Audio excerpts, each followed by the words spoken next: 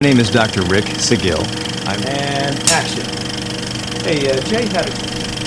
This is Kirk again.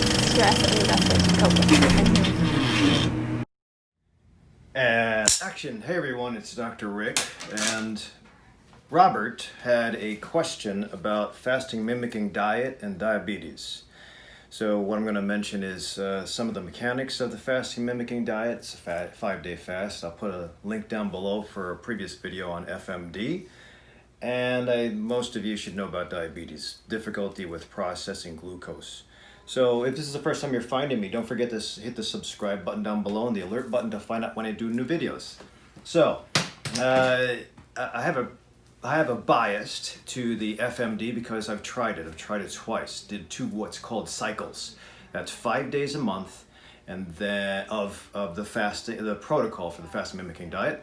Longo, in his book The Longevity Diet, suggested that you don't do it on your own. You just use the Prolon box, which is something that an organization sells, which is 5 days in each little box. It's easy to follow, it's concise, and then you go on. I think the reason was that I don't believe it's for profitability. I think the reason is that in the trials of releasing the information in Italy or Europe before releasing it in the US, supposedly there was a disaster because everybody was trying to do their own FMD and there was problems that occurred.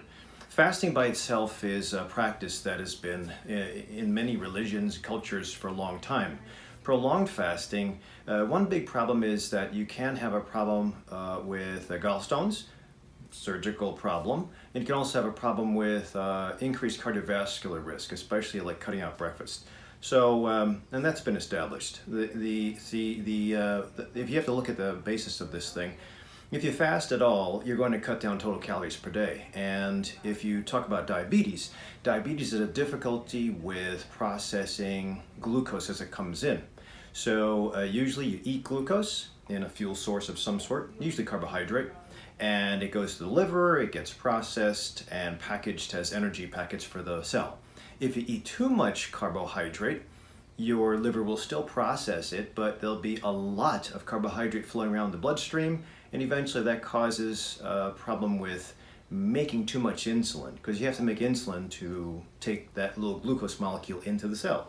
So for every massive increase in carbohydrate, there's a massive increase in insulin. Enough insulin in the bloodstream for a prolonged amount of time, and you become insulin resistant. That's type 2 diabetes. So when you're insulin resistant, nothing gets into the cell. It just floats around after you take that fuel source in the gut. It floats around the bloodstream and causes damage. That's what leads to inflammation. So that's why it's a bad thing to have too many calories and too many carbohydrates. Definitely too much sugar. You really shouldn't be eating sugar, so it just tastes so good.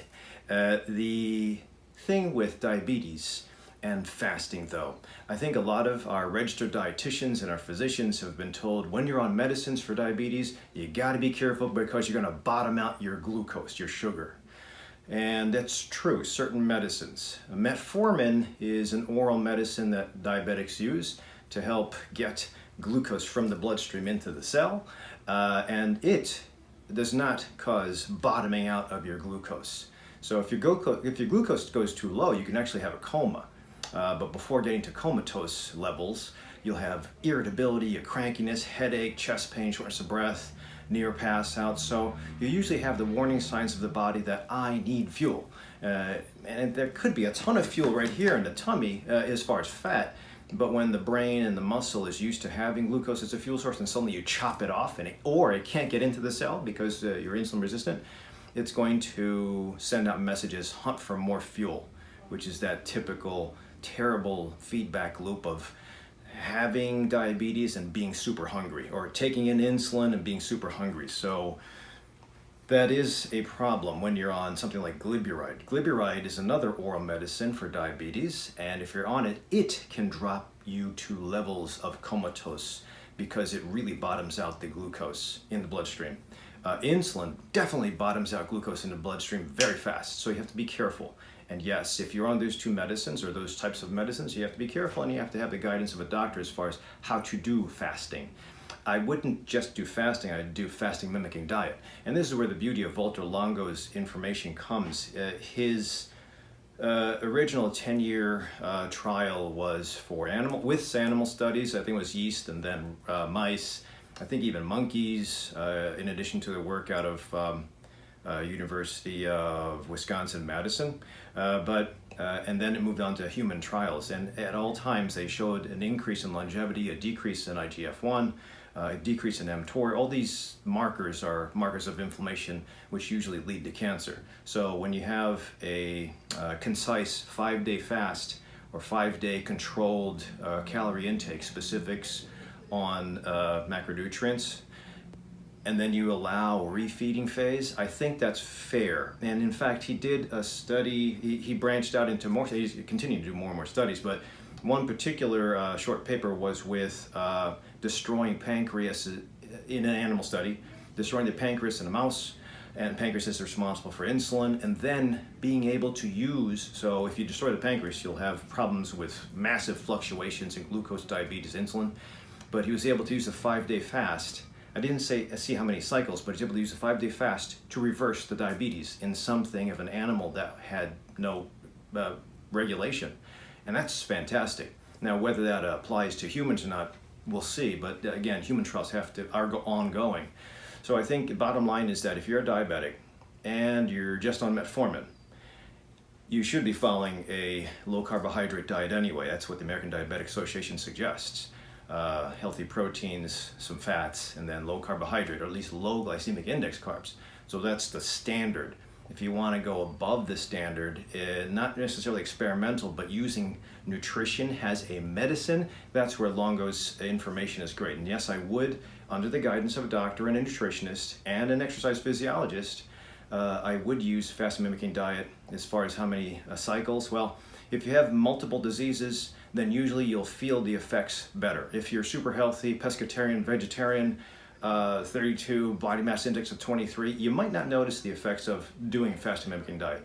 I'd suggest it for everybody, twice a year. I think that's what Ayurveda, that ancient medicine in India, suggests. With a change of season, change around your metabolics, and I think it's helpful. But if you're suffering from metabolic syndrome, high blood pressure, cholesterol, diabetes, then I would say do it for 3 cycles. That's 5 days a month, first month, second month, third month, and then see how you do. You can actually do it every month, but if you use the Prolon box, that's kind of pricey. If you do it on your own with regards to just transferring to a whole food plant-based, mostly plant-based fasting mimicking diet, that's fine, but again, it's not suggested by the author. So I think it's safe. You just have to watch your numbers. You have to watch how your glucose responds. You have to watch your exercise during the 5-day fast, because you can really bottom out and hit the wall if you exercise, especially if you're a cyclist, Robert. But if you just work with me or a nutritionist or your counselor or your coach as far as cycling, you can get it so you can manipulate the 5 days, rebuild, have the cells work better, get rid of the crappy cells during the protective phase of the 5-day fast, and then rebuild good cells. And that's where I'm gonna do my next video. I can't believe the muscle responsiveness I have at 56. I'm not doing anything else different except for fasting mimicking diet, and I'm feeling it even this far out. I've done 2 cycles already, but the papers, the research shows that you can even have a decreased IGF-1 3 months after doing 1 cycle. So I'm excited to see how I can get muscle turnaround and better inflammatory markers in my self-experimentation. But I'd say it's okay if you're a diabetic, just have to be careful about what we mentioned. So hopefully this gives you a little idea, Robert. I'd say do 3 cycles, plan on it. We can work with that, and then I would always suggest doing blood tests before and blood tests after, so we can figure out what the response is on the inside. Checking your glucose is important. Twice a day, before breakfast, before dinner. If you use the Libre continuous glucose monitor, I think that'd be fine.